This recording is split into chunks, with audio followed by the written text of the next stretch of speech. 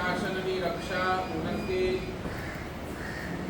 સકલ જીવ શાસનનો અભ્યુદય થાય, સર્વે જીવો મોક્ષે જાય, સાધુ સાધ્વી ભગવંતોનો સ્વાસ્થ્ય નિરામય બને અને સર્વ તપસ્વીઓના તપની ભાવના, આરાધકોના આરાધનાની ભાવના પરિપૂર્ણ નિર્વિઘ્ને પરિપૂર્ણ થાય એવા શુભ ભાવ સાથે સકલ સંભાર નવકાર ગણતો બાર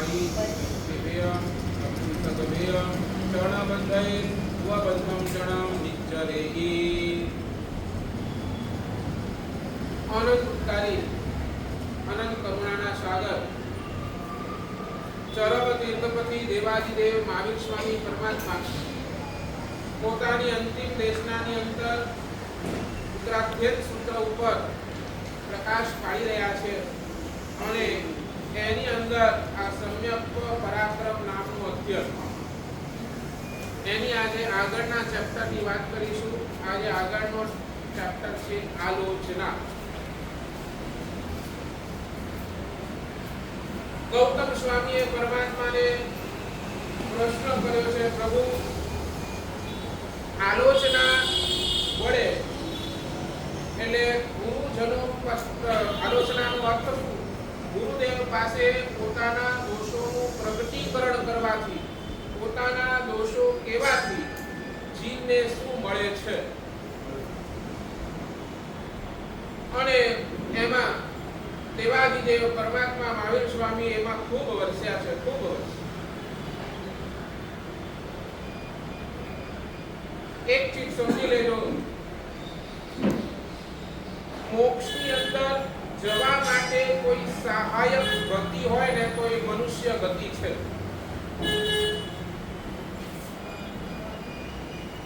મનુષ્ય ગતિ સિવાય તમે કોઈ પણ ગતિમાંથી મોક્ષમાં જઈ શકતા, પછી એ દેવ હોય, નરક હોય કે તિર્યક હોય, તમે કોઈ પણ ગતિની અંદર જાઓ, પહેલા એટ ધ એન્ડ લાસ્ટમાં તમને કઈ ગતિની અંદર આવવું પડે? તો મનુષ્ય ગતિની અંદર આવ્યા વગર આપણો બુદ્ધાયનો ઉદ્ધાર નથી. આપણને સૌને શાસ્ત્રકાર એમ કે છે શરીર 5 પ્રકારના શરીર છે. એ 5 પ્રકારના શરીરની અંદર આપણને સાધનાની અંદર જો કોઈ સહાયક શરીર છે ને તો એ ઔદારિક શરીર છે. થોડુંક તત્વજ્ઞાન છે, થોડુંક નવતત્વની વાતો છે. 5 પ્રકારના શરીર શાસ્ત્રકાર ભગવંતો કહે છે 5 પ્રકારના શરીર. પહેલા નંબરનો શરીર છે આહારક શરીર. આહારક એટલે જીવ માના પેટની અંદર સૌથી પહેલા આવે ને તો શું કરે? તો એ આહાર ગ્રહણ કરે. માના ગર્ભની અંદર આવ્યો એટલે એને વધવા માટે શું જોઈએ? તો જોઈએ માના પેટની અંદર એ આહાર લે એટલે એ અંદર બરાબર ને એટલે જીવનો જેવો માના પેટની અંદર જન્મ થાય ત્યાંથી એનું આહાર લેવાનું શરૂ થાય એ શરીરનું નામ આહારક શરીર. બીજું શરીર છે ઔદારિક શરીર. ઔદારિક શરીર ઔદારિક શરીર એટલે કે આપણું આ શરીર જે ટુડે પ્રેઝન્ટ વિશ જે શરીર આપણી પાસે છે એ શરીર કેવો તો ઔદારિક શરીર એટલે આ શરીર એને સાથે આરાધના સાધના થાય તો આ શરીર આપણને મોક્ષ મળવાનો છે, બાકી કોઈ શરીર નથી. એટલે ઔદારિક શરીર. ત્રીજા નંબરનો શરીર છે વૈક્રિય શરીર. કયો શરીર? વૈક્રિય. આ વૈક્રિય શરીર કોનું હોય તો દેવતાઓનું શરીર વૈક્રિય હોય. કોનું વૈક્રિય હોય? દેવતાઓનું શરીર વૈક્રિય હોય. વૈક્રિય શરીર એટલે એ પોતાના શરીરને નાનું કરી શકે, મોટું કરી શકે, અલગ અલગ કરી શકે, 1 ના 5 કરી શકે, 10 કરી શકે, એ બધું કોનું? દેવતા. નરકના જીવોનું શરીર પણ વૈક્રિય શરીર. એ પણ શરીર કેવું? વૈક્રિય. એને કાપો, એને ટુકડા ટુકડે કરી નાખો તો એ શરીરનું કેવું છે? વળી પાછો ભેગો થઈ જાય, વળી એક થઈ જાય. સમજ્યા નહીં સમજ્યા? નરકના જીવોનો શરીર પણ કેવો? તો વૈક્રિય. નરકની અંદર જ્યારે પરમાધામી એને બહુ ત્રાસ આપે, બહુ કષ્ટ આપે, એના શરીર ઉપર પ્રહારો કરે એના શરીરના ટુકડા કરી નાખે, પણ એટ ધ એન્ડ શું થાય? વળી પાછા એ શરીરના જેટલા ટુકડા હોય ને બધા ભેગા થઈને આખો વળી શરીર બની જાય. અને વળી પાછો એ જ વળી પાછો ઉટાવો, વળી પાછો એના ઉપર પ્રહારો, વળી પાછો એના ઉપર, અને એ રીતે કરી અને એનો શરીર ચાલે. એટલે ત્રીજા નંબરનો શરીર કયો? વૈક્રિય. પહેલા નંબરનો શરીર આહારક. બીજા નંબરનો ઔદારિક શરીર કોનો? મનુષ્યનું અને તિર્યંચનું. લગભગ તિર્યંચનો શરીર બધું ઔદારિક. આને એકવાર કાપો પછી જોડાય, બરાબર ને? કાપ્યું એટલે બરાબર ઔદારિક શરીર. તિર્યંચો અને મનુષ્યનો શરીર ઔદારિક, દેવો અને નારકનો શરીર વૈક્રિય. બરાબર. ચોથા નંબરનો શરીર છે કાર્મણ શરીર. કાર્મણ.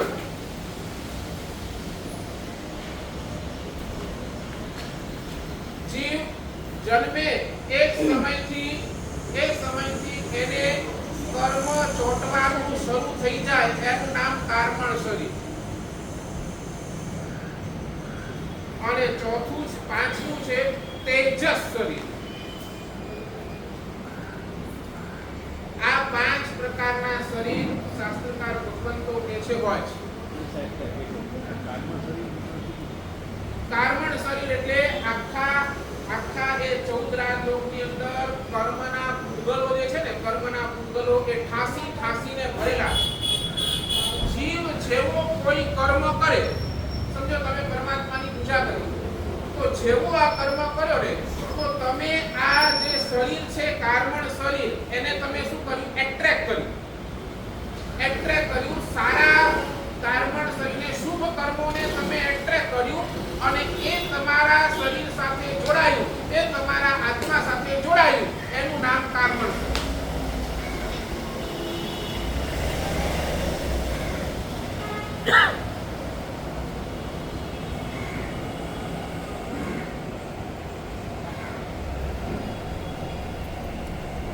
આ 5 શરીર અને એની અંદર આપણને મળ્યું છે ને ઔદારિક શરીર મળ્યું છે.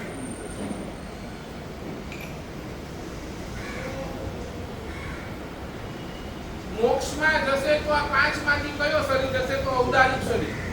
એટલે છેલ્લે ભલે આ શરીરને અહીંયા છોડવાનું છે, પણ મોક્ષની પ્રાપ્તિ માટે ઉત્તમમાં ઉત્તમ સાધન કોઈ હોય ને તો કયો?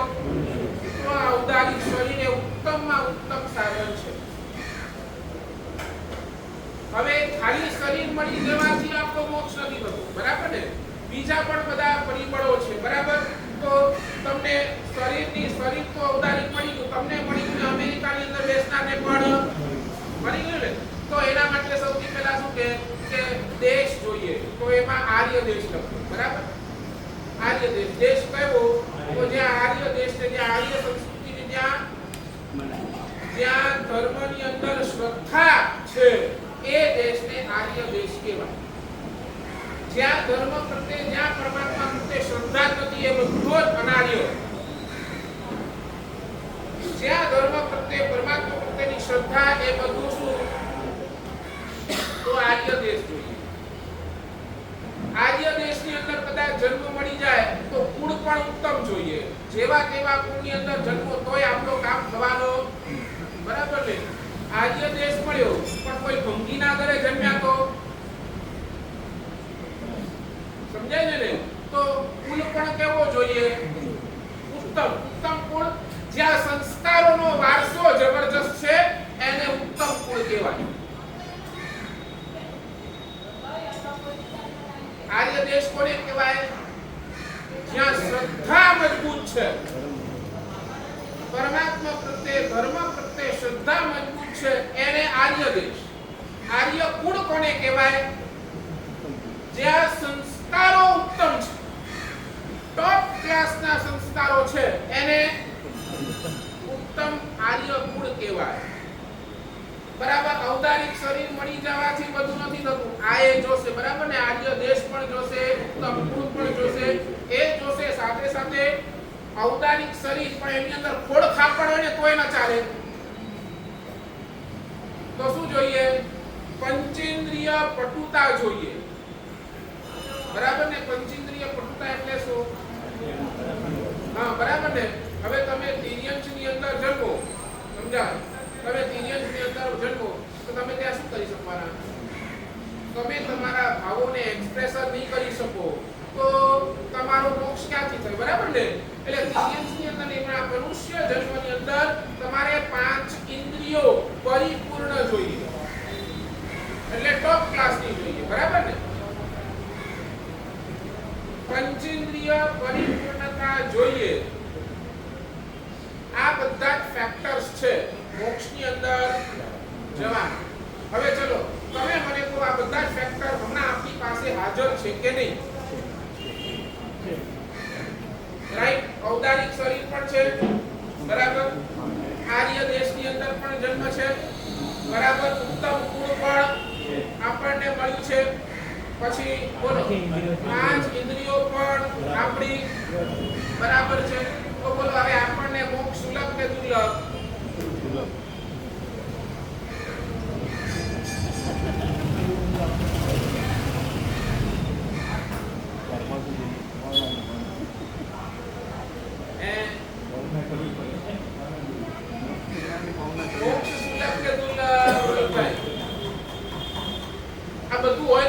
થઈ જવું જોઈએ ને આપણનું, કેમ નથી થઈ શકે?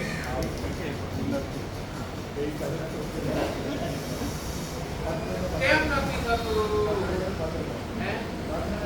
અરે પાત્રતા કોણ છે?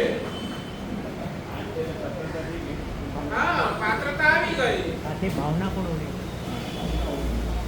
ભાવના પણ હોવી જોઈએ. ભાવના પણ છે. હવે એમાંથી એવા કઈ બતાવો જેને મોક્ષમાં નથી જવું? બોલો, એવો એક વ્યક્તિ બતાવો ને જેને મોક્ષમાં નથી જવું. છે કોઈ એવો? મોક્ષમાં નથી જવું એવો એક વ્યક્તિ હાથ ઉપર કરો ભાઈ. કોઈ છે આમાંથી? બોલો, ભાવના પણ આવી કે નહીં? પછી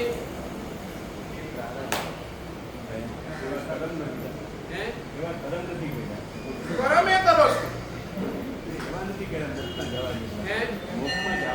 મોક્ષમાં જવા માટે કેવા કર્મ કરવા જોઈએ તો મને સમજાવો.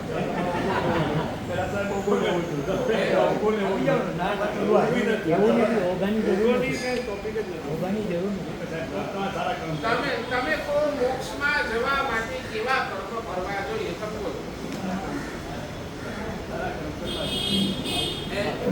નહીં એટલે મને તમે છે ને સારા કર્મની ડેફિનેશન પહેલા પૂરી ક્લિયર કરો. આજે ટોપિક નીકળ્યો તો પૂરી ક્લિયર કરો. તમે મને પહેલા કહો સારા કર્મ કોને કહેવાય?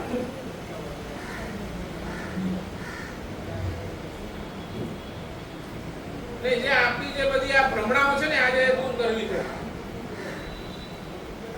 સારા કર્મો કોને કહેવા બોલો? સુરેશભાઈ, સારા કર્મ કોને કહેવાય? સુરતલાલભાઈ બોલો, સારા કર્મ કોને કહેવાય? નથી જ કરતા પછી સારા કર્મ કરો છો. હું તમને શું કહું છું, તમે મને સારા કર્મની ડેફિનેશન આપો.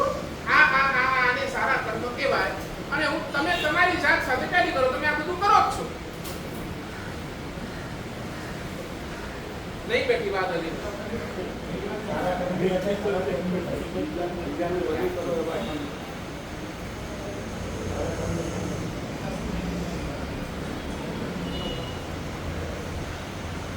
તમને છે ને એક્ઝામ્પલ આપે, બહુ સરસ મજાનું એક્ઝામ્પલ. તમારા મગજની અંદર વાત ફિટ બેસી જશે.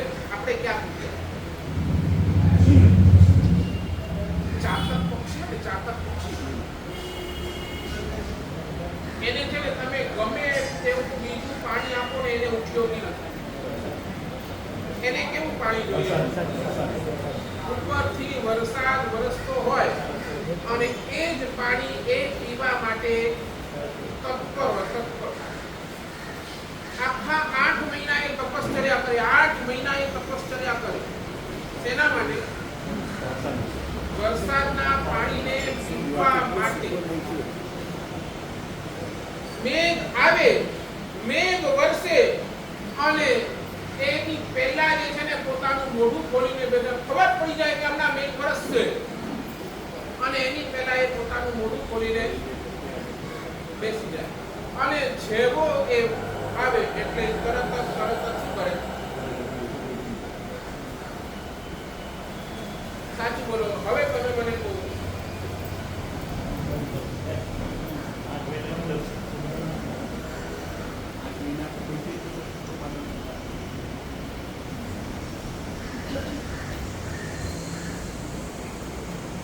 સમજાય કે નહીં સમજાય? મારી વાત હજી નહીં. ચાલો હજી તમારા માટે એકદમ ક્લિયર કરો. એકદમ ક્લિયર. આજે આ ટોપિક તો ક્લિયર કરે છે. શાસ્ત્રકાર લોકો એમ કહે છે આપણને જે આયુષ્ય મળ્યું છે ને, આયુષ્ય લખવું હોય તો લખેલું આયુષ્ય અસંસ્કારિત છે. આયુષ્ય અસંસ્કારી છે.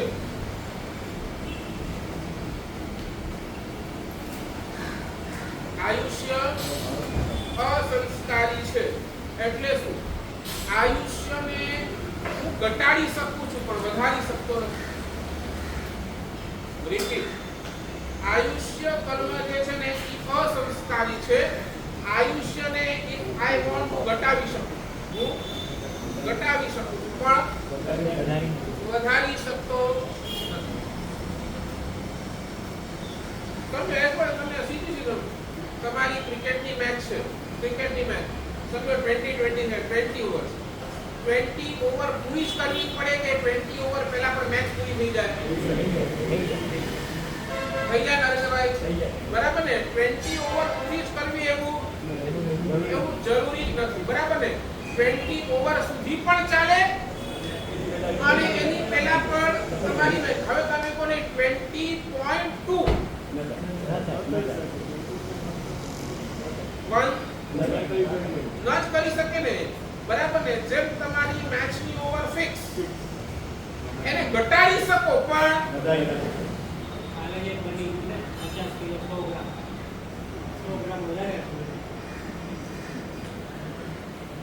તમે બોલો, તમારી ઉંમર 80 વર્ષની છે ફોર એક્ઝામ્પલ. 80 વર્ષની તમારું આયુષ્ય કર્મ લખાયું છે 80 વર્ષનું છે.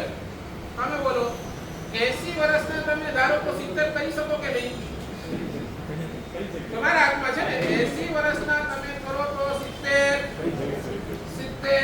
કરી શકો પણ 80 નું ઉપર 5 મિનિટ વધારવી હતો નહીં ને?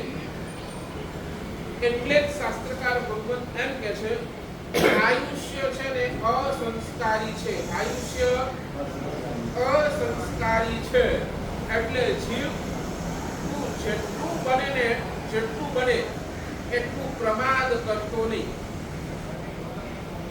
શું નહીં કર? પ્રમાદ. જેમ બોલો ચાતક પક્ષી છે. ચાતક પક્ષી વરસાદ પડે અને વરસાદનું પાણી લેવા માટે ઈ તત્પર હોય, એક પણ ક્ષણનો એની પાસે પ્રમાદ નથી. તેમ શાસ્ત્રકાર ભગવાન કહે છે, હે જીવ, તું એક પણ ક્ષણનો પ્રમાદ કરજે.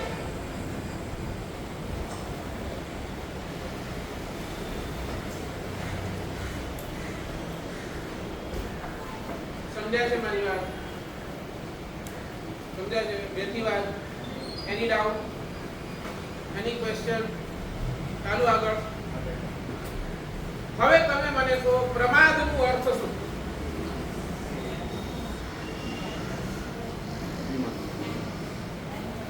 ટાઈમ પાસ, ડીલે, અતિશય, અભિમાન, આળસ. બોલો, હજી તમે પહેલા તમારું ક્લિયર કરો એટલે પછી હું ક્લિયર કરું. પ્રમાદ એટલે તમારા હિસાબે શું?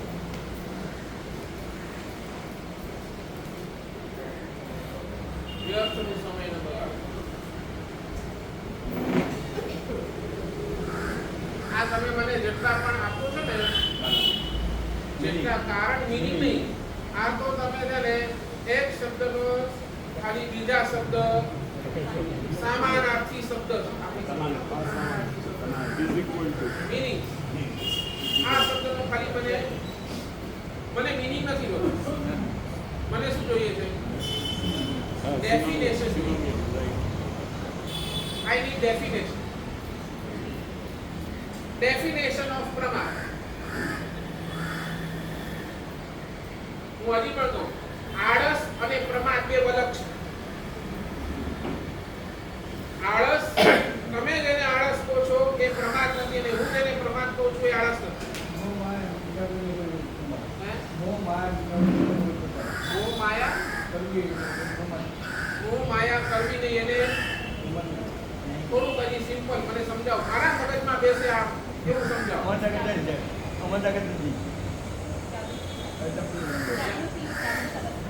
જાગૃત અવસ્થામાં કરવું એનું નામ પ્રમાદ. એટલે એવા કેટલા કામ છે જે તમે અજાગૃત અવસ્થામાં કરો છો? સમજાવો મને. તમે દેરાસર આવો છો તો દેરાસર જાગૃત આવો છો કે સુતા સુતા આવો છો? જાગૃત, બરાબર ને? તમે હોટલમાં જાઓ છો તો એ જાગૃત અવસ્થામાં જાઓ છો કે સુતા સુતા જાઓ છો? તમે બધે જાગૃત જ છો.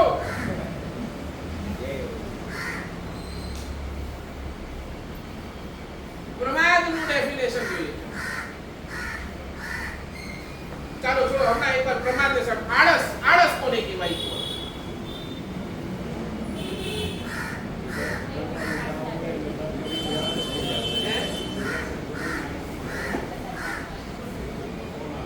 એટલે હવે એની ડેફિનેશન કોને? ડેફિનેશન ક્લિયર કરો. તમે બોલો બરાબર છે, યુ આર રાઈટ, તમારા પોઈન્ટ બરાબર છે. તમે એક્ઝામ્પલ આપો, પણ ડેફિનેશન શું એની? જે આ બરાબર, જે કરવા જેવું છે એ ન કરીએ એનું નામ આળસ. ખબર છે ને? આ આળસની ડેફિનેશન થઈ. ક્લિયર? બરાબર લખી નાખો. આળસ કોને કહેવાય? જે કરવા જેવું છે એ ન કરીએ એનું નામ બરાબર. ફીટ બેઠી? કોઈ ડાઉટ? રતિલાલભાઈ બરાબર? આળસ રોહિતભાઈ બરાબર? બોલો એનું અર્થ? જે કરવા જેવું છે એ આપણે નથી કરતા એનું નામ બરાબર. બેસી ગઈ વાત? બેનો કોઈ ડાઉટ છે હજી? બરાબર સમજાય છે? ઈ ગમે ઈ હોય, ઈ પછી તમારો ધર્મ હોય, ઈ પછી તમારા સંસારના કાર્યો હોય. બરાબર ને? તમને કહો હમણાં રસોઈ બનાવવાની છે, પણ તમે કહો કે હમણાં, બરાબર ને? એટલે એ શું થયું? આળસ. તમને હમણાં બેંકમાં જવાનું છે, તમે કેવું કે નહીં હવે થોડી વાર રહીને જઈ આવો. એ શું થયું? બરાબર. એટલે આને ખાલી માત્ર ધર્મ સાથે નથી કરતા. આ આળસ તમારા બરાબર રૂટીનમાં. હવે આળસ ક્લિયર થઈ ગયું. તમારે પ્રમાદ કોની છે?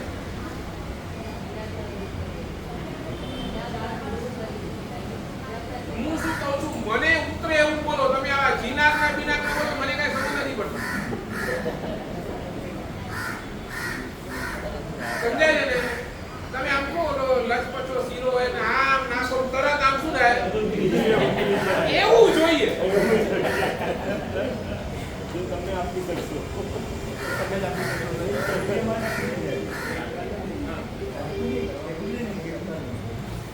એ બે એક જ થયું.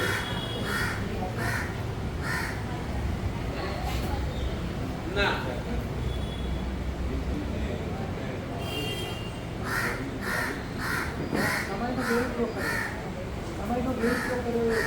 ના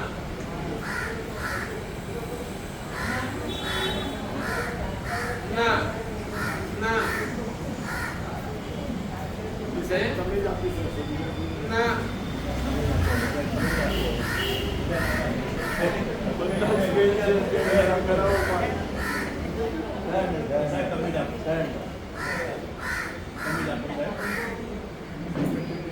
નહીં એટલે શું છે?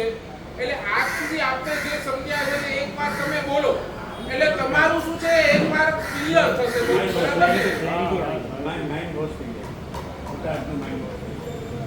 બોલો પ્રમાદ કોને? તો શાસ્ત્રકાર ભગવત એમ કહે છે પ્રમાદનો ડેફિનેશન કરતા કહે છે જે ન કરવા જેવું કરીએ એનું નામ પ્રમાદ.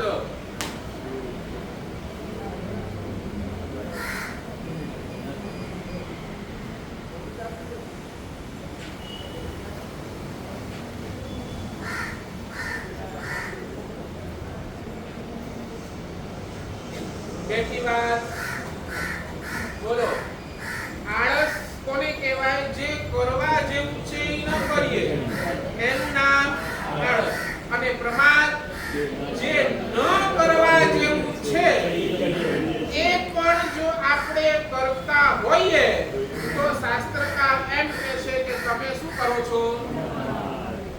હવે પરમાત્મા આ ઉત્તરાધ્યાય સૂત્રની અંદર આગળ એક અધ્યયન છે એની અંદર પરમાત્મા મહાવીર સ્વામી વારંવાર ગૌતમ સ્વામીને એક જ વાત કહેતા હે ગોયમાં સમયમ ગોયમમ મા કમાય એક પણ ક્ષણનું પ્રમાદ કર નહીં.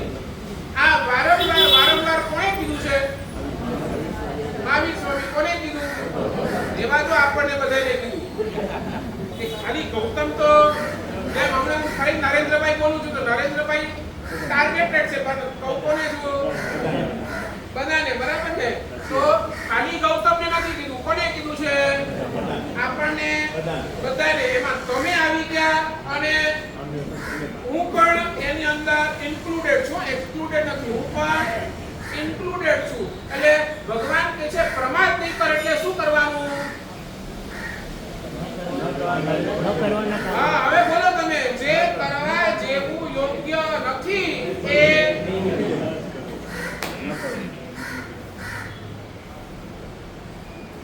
હવે તમે મને કહો જે શું એવું છે જે કરવા જેવું નથી?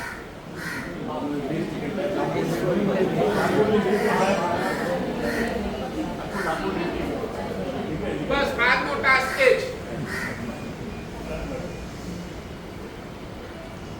જે કરવા જેવું નથી અને તમે કરો છો એનું લિસ્ટ તૈયાર કરો બસ.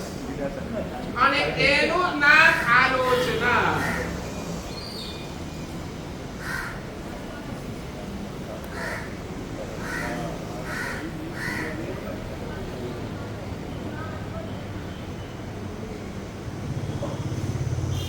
ભગવાનની પૂજા કરવી જોઈએ પણ હું નથી કરતો. શાસ્ત્રકાર કે આળસ. બરાબર ને? ભગવાનની પૂજા કરવી જોઈએ પણ હું નથી કરતો એ આળસ. ટીવી સિરિયલ નહીં જોવું જોઈએ. બોલો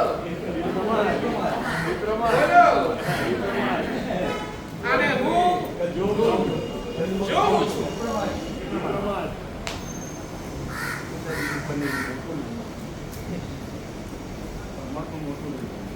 બસ હું એ જ કહું છું.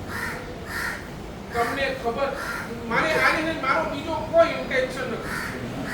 તમે ખાલી એટલી લિસ્ટ તૈયાર કરો આ બધું કરવા જેવું નથી.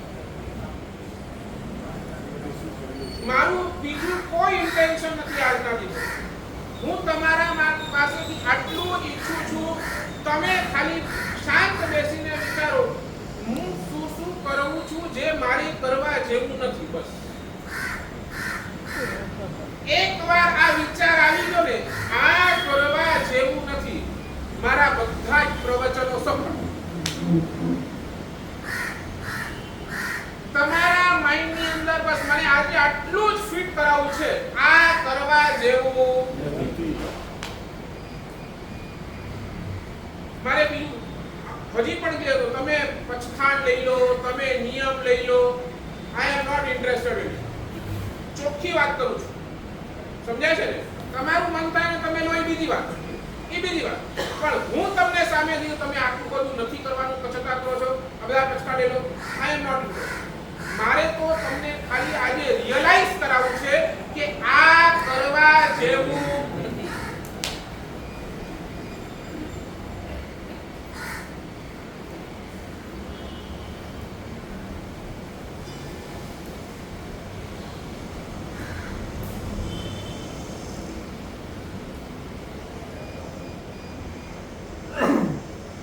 શાસ્ત્રકાર અહીંયા સુધી કહે છે, પરમાત્મા અહીંયા સુધી કહે છે, ધર્મ ક્રિયા ઓછી કરશો ને તોય માફ. રોહિતભાઈ, ધર્મ ક્રિયા ઓછી કરશો ને તોય માફ. આગળ વધુ હજી ઉતરું, ધર્મ ક્રિયા નહીં કરો ને તોય માફ. પણ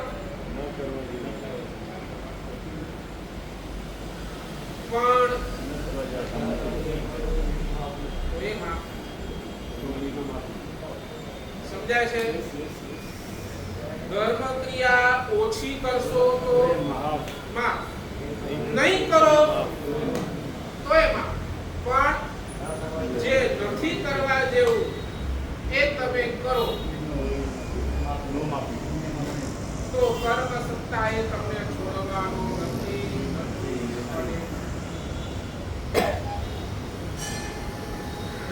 સ્વાધ્યાય નહીં કરો તો માફ,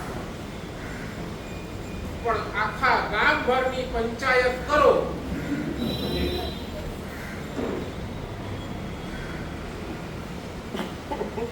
બેઠી નહીં બેઠી. રાજેશભાઈ શું કહો છો?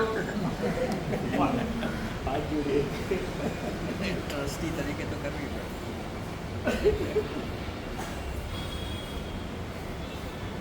તપ નહીં કરો તો માફ. કોઈ એમ નથી કે માસ કમળ કરો, નથી કે તમારી શક્તિ હોય ને તમે કરો બીજી વાત, પણ કોઈ તમને એમ નથી કે તમે કરવું જ પડશે. નહીં કરો માફ. અરે હું તો કહું સંવત્સરીના પણ તમે 3 ટાઈમ ખાઓ, માફ. ક્યાંય શાસ્ત્રની અંદર એવું નથી કે સંવત્સરીના ઉપવાસ જ કરવું. પણ 24 કલાક આહાર સંજ્ઞાને પોષો. 24 કલાક ખાલી મનની અંદર એક જ વૃત્તિ, આ ખાઉં, આ ખાઉં, આ ખાઉં, આવું ખાઉં, તેવું ખાઉં.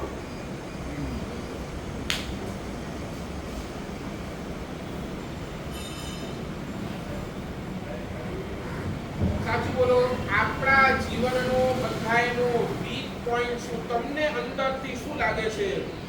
કરવા જેવું નથી કરતો એ કે નથી કરવા જેવું ઘણું કરું છું એ? તમને આમ હૃદયમાં દુખે ક્યારે? સાચું તમને કહું, તમને હૃદયમાં દુખે ક્યારે?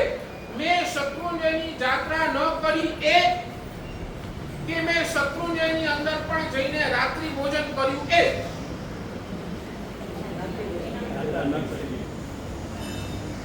તમે બોલો અહીંયાથી અલગ છો ને અંદર બીજું છે.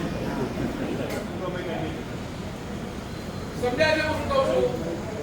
તમને વધારે ડંખ શેનું થાય? તમને વધારે ડંખ શેનું જાય? જે નથી કર્યું એનું કે જે કર્યું એનું? બરાબર ને? જનરલી આપણને બધાને કેવું છે, તમે દાદાના દર્શને ગયા, શત્રુંજય દાદાના દર્શને ગયા અને બહુ લાઈન હતી, બહુ ધક્કા મૂકી હતી. તમારા મનની અંદર તો એમ પૂજા કરીશ, પણ આટલી બધી ગતિ તમે ઊભા પણ રહ્યા, પૂજાના કપડાં પહેરીને ઊભા પણ રહ્યા, બધું કર્યું, પણ તમને ક્યાંય પણ તમને ભગવાનનો સ્પર્શ મળ્યો નહીં. તમે ઉપરથી નીચે આવીને પહેલો અફસોસ કર્યો.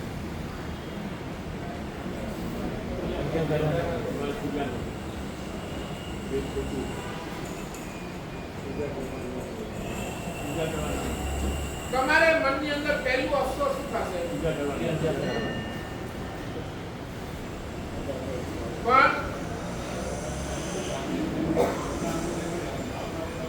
નહીં બરાબર કરો, પણ જમણા અંગૂઠે પણ ન મળ્યું તો તમારે અફસોસ થયો.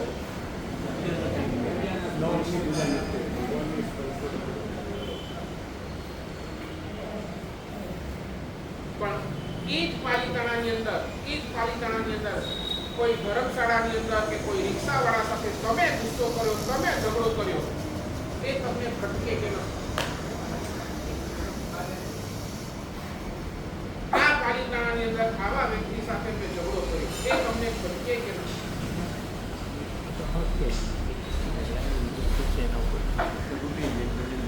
રૂટીન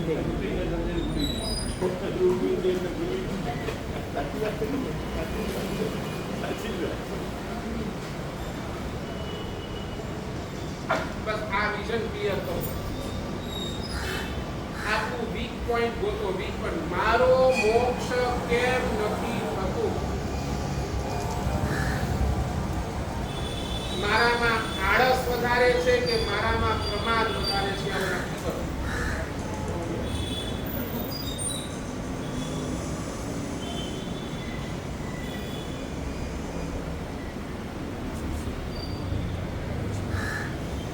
નહીં હજી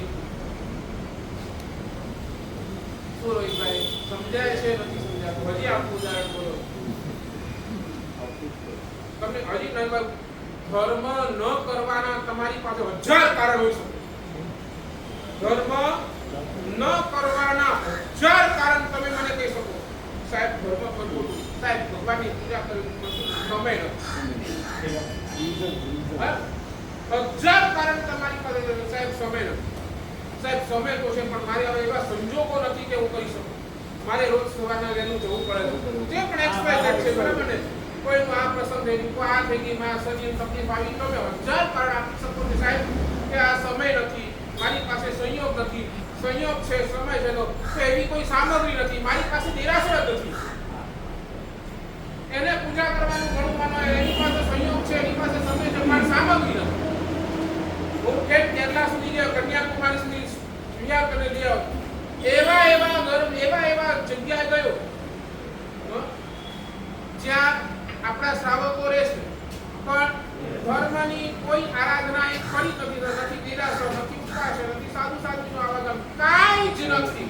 અને બિચારા ગુરુજી અમારો અંતરના અમને આપો આશીર્વાદ. ગુરુજી અમારો અંતરના અમને આપો આશીર્વાદ. ગુરુજી અમારો અંતરના અમને આપો આશીર્વાદ.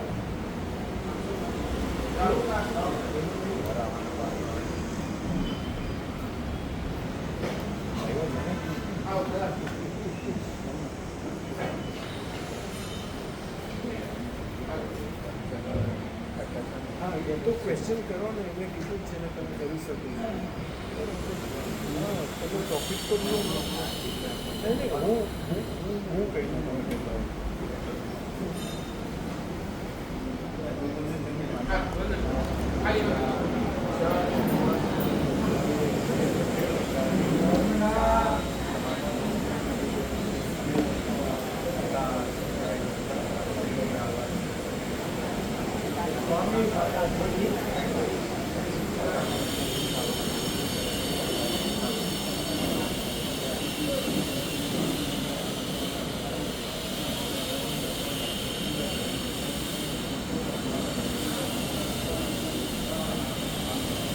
બંધ કરને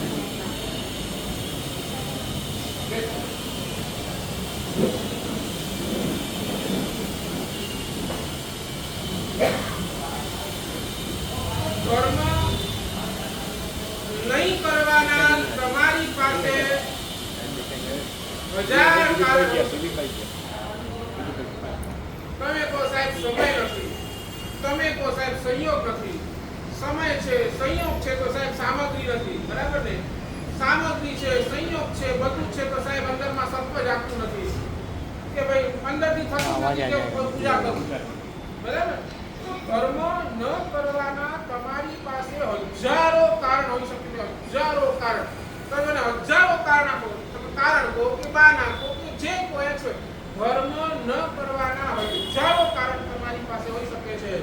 પાપ નહીં છોડવાના કારણ કેટલા?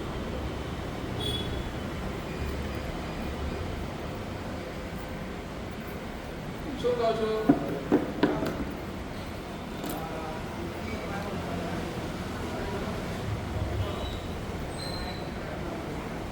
પાપ નહીં છોડવાના કારણો બતાવો.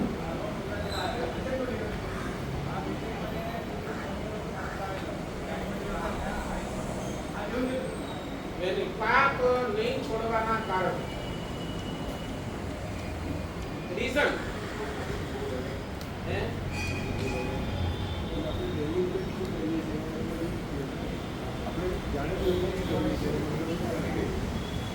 પણ એ ખબર છે ખોટી છે, ગમી ગઈ છે તો એ નહીં છોડવાના કારણ. ખબર છે ખોટું છે, તમે અંદરથી ફીલ થાય છે આ ખોટું છે.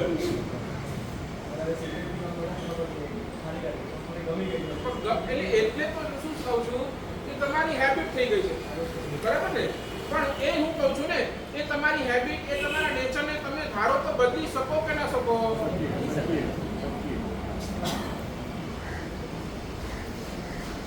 સમજ્યા નહીં સમજ્યા? એ તમારી જે પણ સિગરેટની આદત છે એ છે, તમે મને કહો તો એની અંદર તમને બદલાવ લાવી શકો હોય તો લાવી શકો કે નહીં લાવી શકો?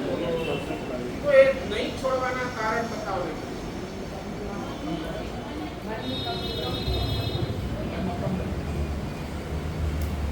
કાઈ નહીં, તમે મને કહો ને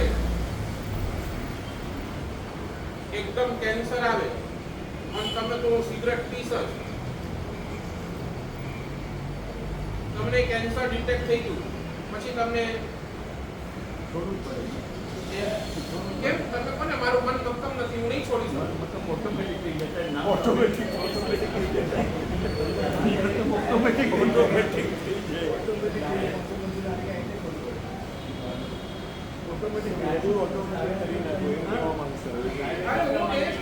ડાયરેક્ટ કોન્સિક્વન્સીસ આંખોની સામે દેખાય તો અરે આ પાપ નહીં છોડતો, સીધો નરક.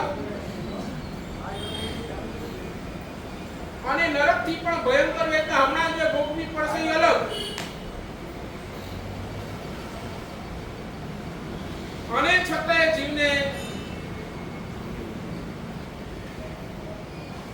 નહીં, હજી તમને ક્લિયર કરું નહીં. આજે આ ટોપિક એકદમ ક્લિયર કરું, મારે આ ક્લિયર જોઈએ છે. તમને કહું તમારી એક્ઝામ્પલ સીધું સમજાય છે. કુંભકર્ણ એ આળસ. કુંભકર્ણ શું કરતો હતો? બરાબર ને? એને વરદાન શું માંગ્યું? 6 મહિના હું. તો કુંભકર્ણ આળસ, રાવણી પ્રમાદ,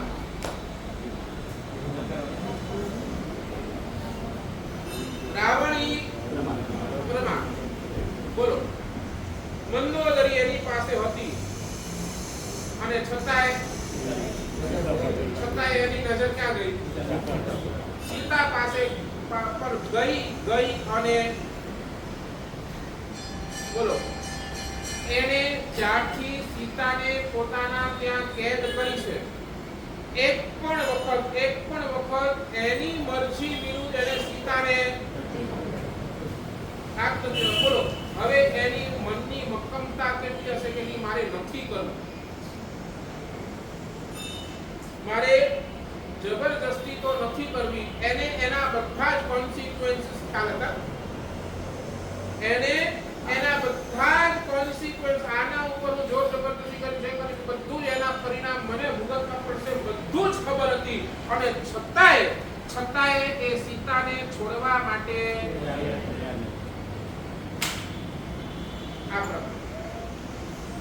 કેટલાય લોકો એને સમજાવ્યું, કેટલાય લોકો એને સમજાવ્યું કે ભાઈ બોલો વિભીષણે સમજાવ્યું કે ભાઈ તું આ સીતાને પાછી આપી દે, બરાબર ને? કેટલા લોકો એને બહુ પેટ ભરીને સમજાવ્યું કે આ તું પાપ નહીં કર, પાછી આપી દે, પાછી આપી. છતાંય બોલો હવે આ પાપ નહીં છોડવા પાસે રાવણ પાસે શું કારણ હતું? નહીં, પ્રમાદ નહીં, એ પોતાનું અંદરનું અહંકાર, બસ બીજું કાંઈ જ નહીં. પાપ નહીં છોડવાનો તમારી પાસે એક જ કારણ છે, તમારું અહંકાર.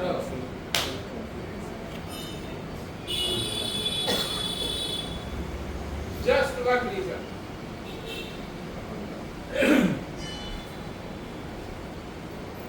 અને ત્યાં રામની અંદર જોઈ લો, નથી આળસ કે નથી પ્રમાદ.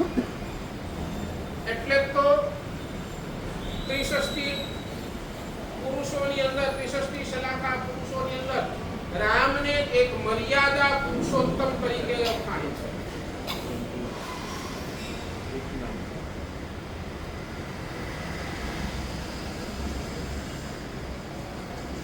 શું લાગે છે નરેન્દ્રભાઈ? નહીં, સાચું બોલો. ડે બાય ડે વધતો જાય.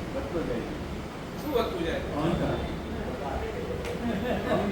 વધે જ છે. સાચી વાત છે. શું કરવાનું છે બોલો? Actually, મારે આજે તો આખો ટોપિક કરવો તો પૂરો આપ્યો, 1 કલાક મળે પૂરો કરી દઈશું. પણ હારું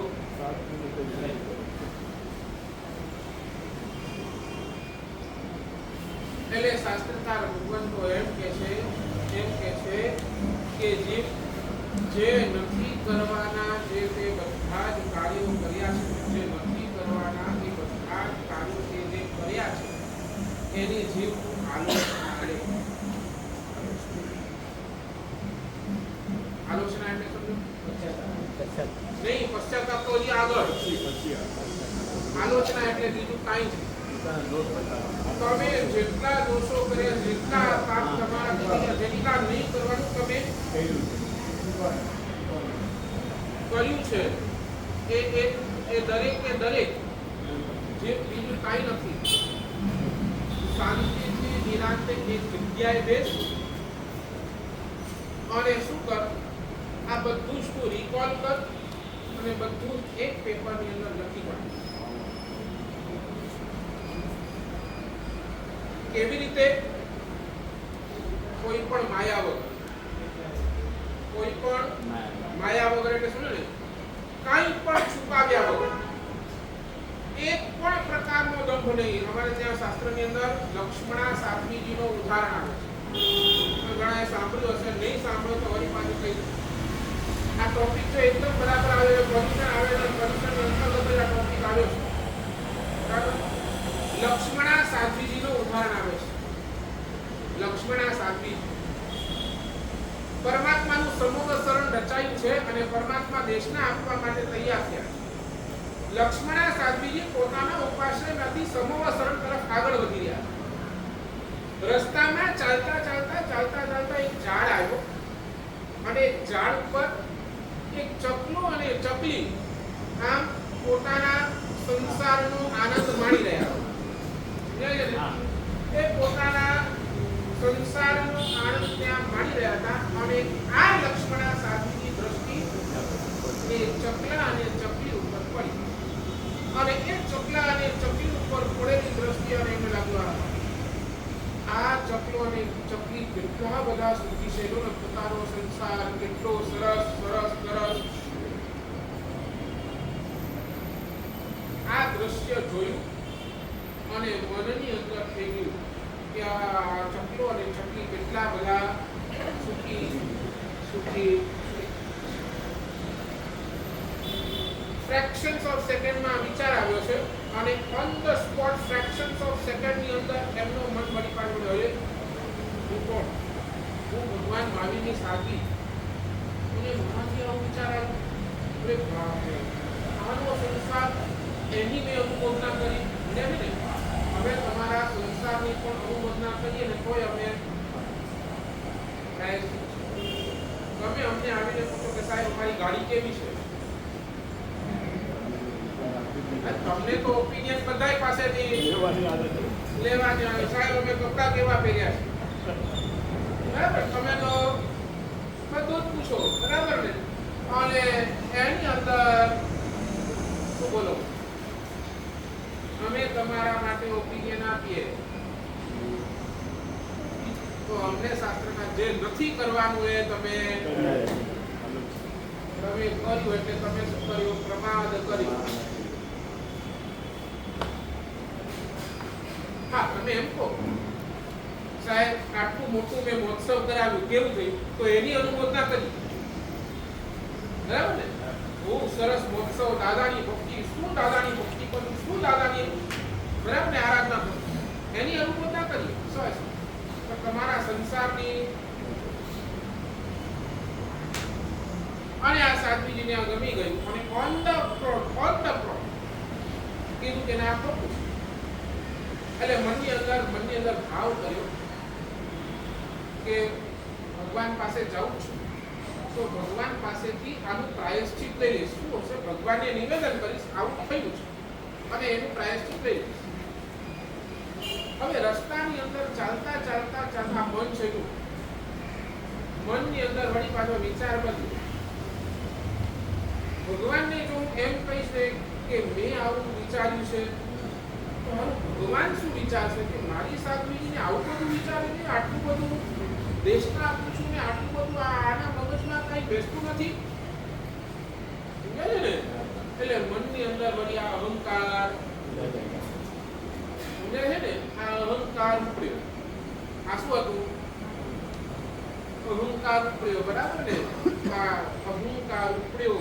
આ અહંકાર ક્યાં લઈ ગયો, સીધો મિથ્યાત્વની અંદર લઈ ગયો. ક્યાં લઈ ગયો આ ઉપરેલો અહંકાર, અને પછી નક્કી કર્યું વાત કરવી તો છે, પ્રાયશ્ચિત લેવું તો છે, પણ not like this, like this, સમજાય ને તમારી ભાષાની. ગયા ભગવાનની દેશના હાથ જોડીને ભગવાન પાસે ઉભા રહ્યા અને હવે આ અહંકારે શું કરાવ્યું, જો માયા. અને ભગવાનને પૂછે છે, ભગવાન કોઈ સાધ્વીજી, શું કીધું, કોઈ સાધ્વીજી આવું દ્રશ્ય જોઈ અને આવા દ્રશ્યની અનુમોદના કરે, આવા દ્રશ્યની અનુમોદના કરે તો પ્રાયશ્ચિત શું આવે, તો હવે તમે કહો ભગવાન કેવલના, ભગવાનને તો ખબર જ છે ને આવું કોણે વિચાર્યું છે, પણ રજૂઆત કેવી હતી, બીજાની, બરાબર ને, તમે રજૂઆત કેવી કરો,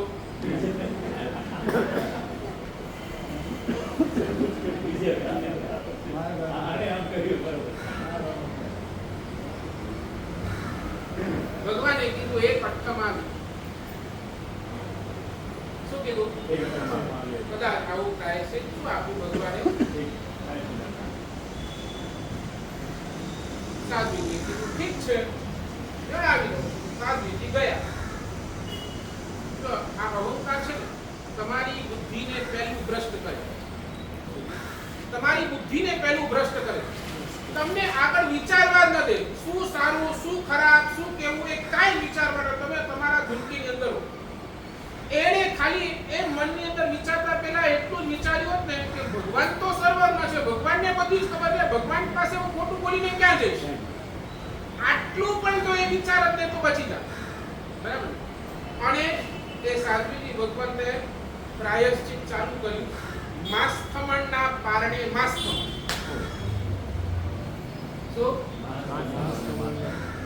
માસ ખમણના પારણે માસ ખમણ, જ્યાર સુધી સાધ્વીજી હતા પોતાના સંયમ જીવનની અંદર હતા, માસ ખમણના પારણે માસ ખમણ પ્રાયશ્ચિત ચાલુ કર્યું, છતાંય એ જે પાપ હતું ને એ આટલું પણ ધોવાયું નહીં. પ્રાયશ્ચિત કેટલું હતું, ખાલી અઠમ, પણ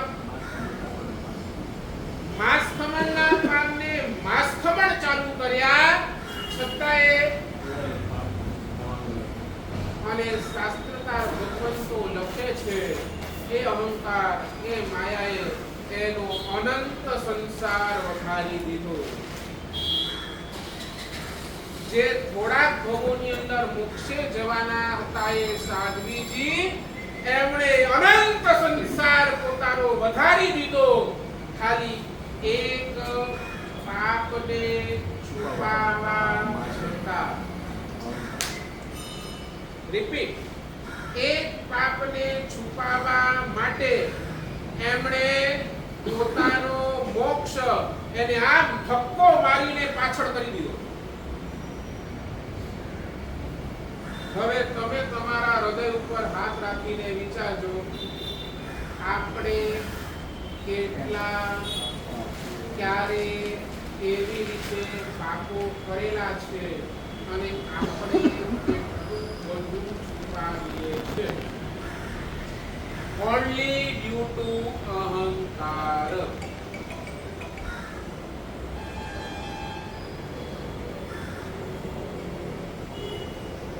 શું લાગે છે?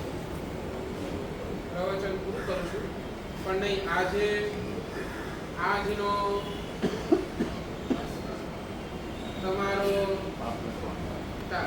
ભલે તમે 2 દિવસ લો 4 દિવસ લો પણ તમે સમજણા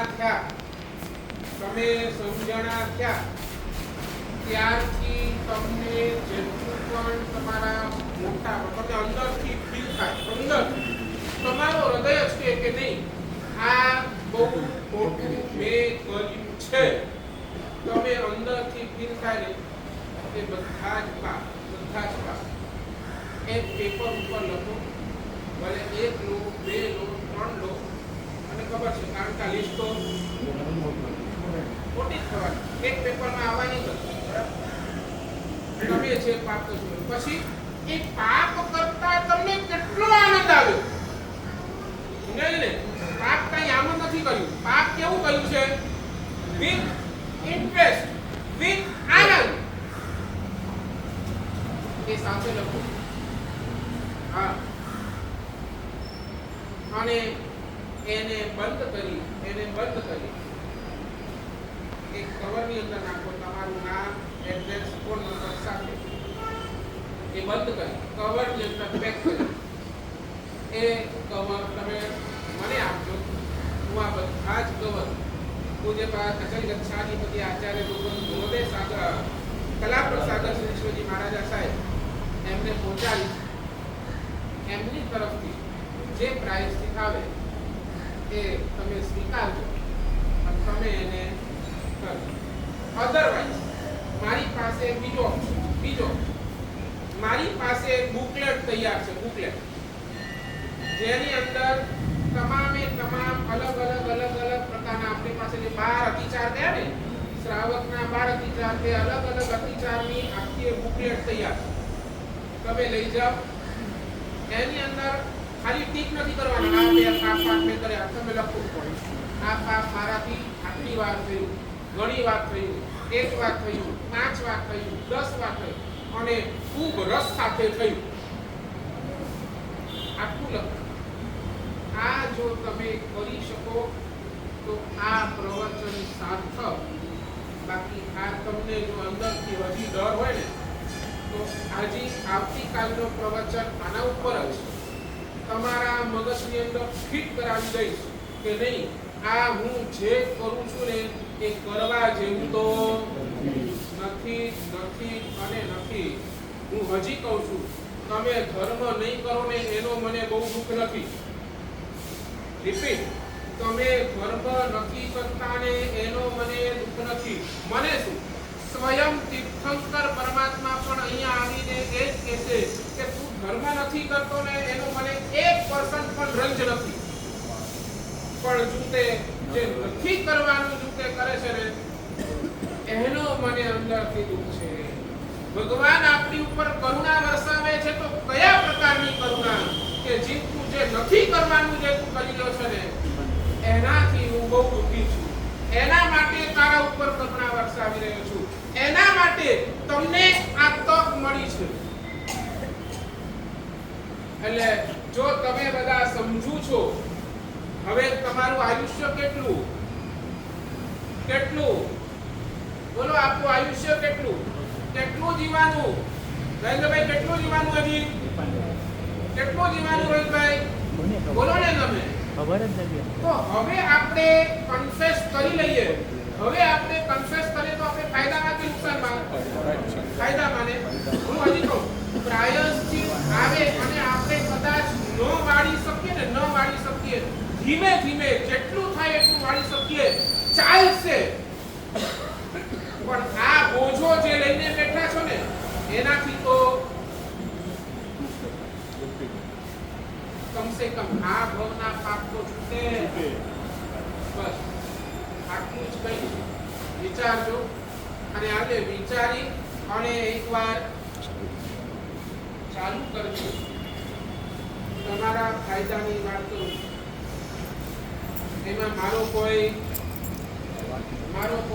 સ્વાર્થ નથી. બરાબર? તમારા ફાયદાની વાત છે, સ્વીકારો તો બહુ સારું. અહીંયા તો શું છે, હું આપવા માટે બેઠો છું. તમે લો તો મોસ્ટ વેલકમ, અને ન લો તો બી મોસ્ટ વેલકમ. બરાબર?